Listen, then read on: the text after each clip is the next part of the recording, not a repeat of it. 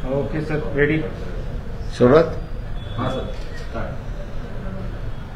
भारतीय जनता पक्षाने self goal केला, त्याच्याबद्दल त्यांना सर अभिनंदन. मुंबईसारख्या शहरामध्ये मनसे असेल काय किंवा शिवसेना असेल काय, यांनी अगोदर आंदोलन उभं केलं होतं. लुंगी हटाव पुंगी बजाव असं आंदोलन केलं. त्याच्यानंतर उत्तर भारतीयांच्या विरोधातलं आंदोलन केलं आणि मनसेने चक्क धारावी आणि या ठिकाणी छठ पूजा जी असते त्या छठ पूजेलाच विरोध केला आणि अनेक बिहारमधल्या राहणाऱ्या लोकांना त्यांनी त्रास दिला, मारलाही, अशी परिस्थिती आहे. मनसेचे प्रमुख राज ठाकरे यांनी भारतीय जनता पक्ष नरेंद्र मोदी यांना पाठिंबा दिला. त्यामुळे बिहारमधील जनता आणि बिहारमधले कार्यकर्ते मुंबईत जे राहतात, उत्तर प्रदेशमधले कार्यकर्ते जे मुंबईमध्ये राहतात आणि साऊथ इंडियन जो आहे की ज्याला बीजेपी जवळची वाटत होती, त्यांना आता असुरक्षित वाटायला लागलंय आणि अनेक जण आता लोकसभेची उमेदवारी आम्हाला वंचितच्या वतीने करायचा आहे असा संकेत त्या ठिकाणी देतात आहेत. मुंबईचे उमेदवार आम्ही जाणीवपूर्वक जाहीर केले नाहीत.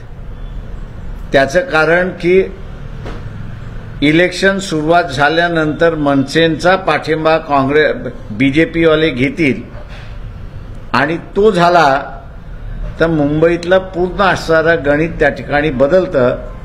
त्याच्यासाठी आम्ही थांबलो होतो. मुंबई आणि इतर मतदारसंघातील उमेदवार जे आहेत वंचितचे, ते उद्या संध्याकाळपर्यंत आम्ही असणारं जाहीर करू.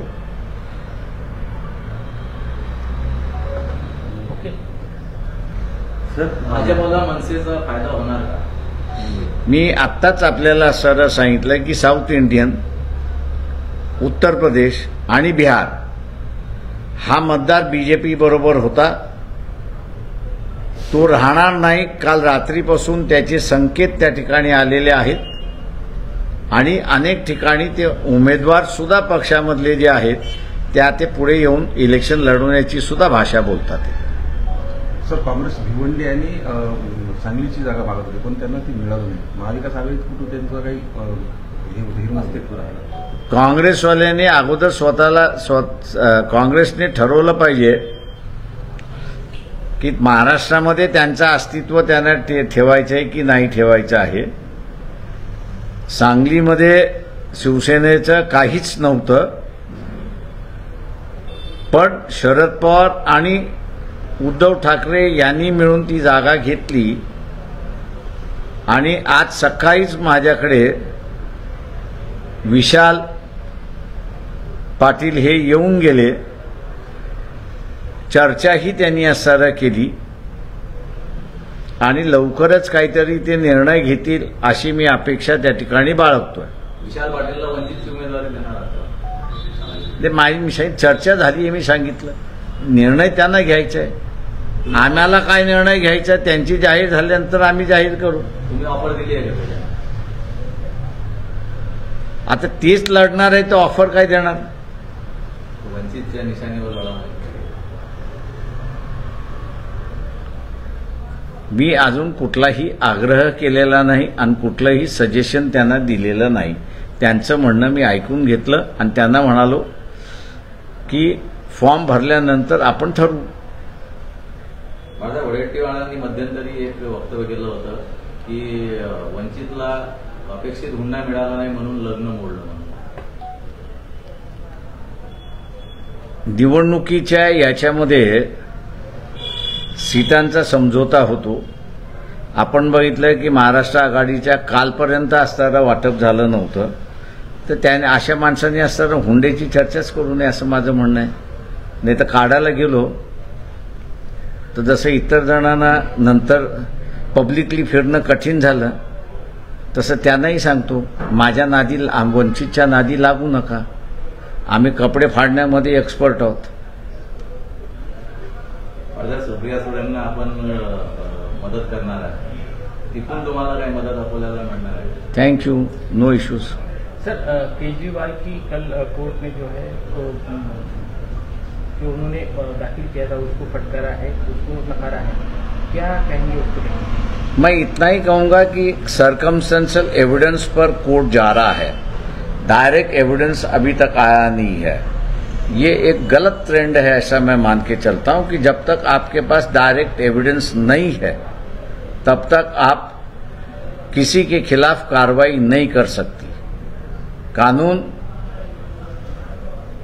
ये कहता है कि आपके पास अगर सबूत है, वो सबूत अगर कोर्ट ने मान लिया तो ही आप दोषी है, वरना दोषी नहीं है. तो इस प्रिंसिपल को देखेंगे तो कहीं सुनी हुई बात और पॉसिबली ये हो सकता है, इस पर इसके थियरी पर जो कोर्ट चल रही है वो मैं समझता हूं कि सही नहीं है. और कोर्ट ने सीधे सीधे ईडी से पूछना चाहिए, आपके पास ठोस पुरावा हो तो ले आइए, सर्कमस्टेंशियल एविडेंस मत ले आइए. नवनीत राणा की जाति प्रमाण पत्रों को लेकर जो भी निर्णय हुआ है उसको लेकर कुछ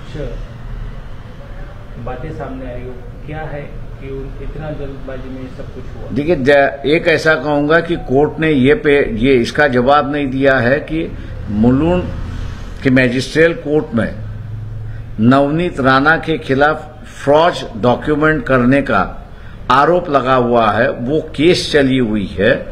उसका आप उस तथ्य को न देते हुए, जिस कमेटी ने उस तथ्यों को लेकर उनकी खारिज किया हुआ है, आप कैसे कहेंगे कि ये हाईकोर्ट की जुरिडिक्शन नहीं है?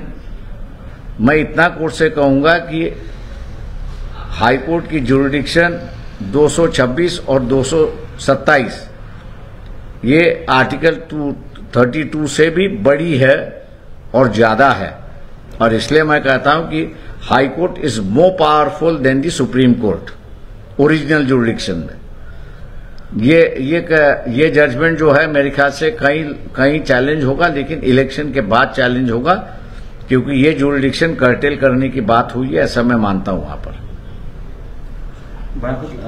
सुप्रिया सुळे किंवा शरद पवारांनी तुम्हाला जर आग्रह केला किंवा विनंती केली बारामती, मी हायपोथेटिकलचे उत्तर देत नाही. थँक्यू. चला.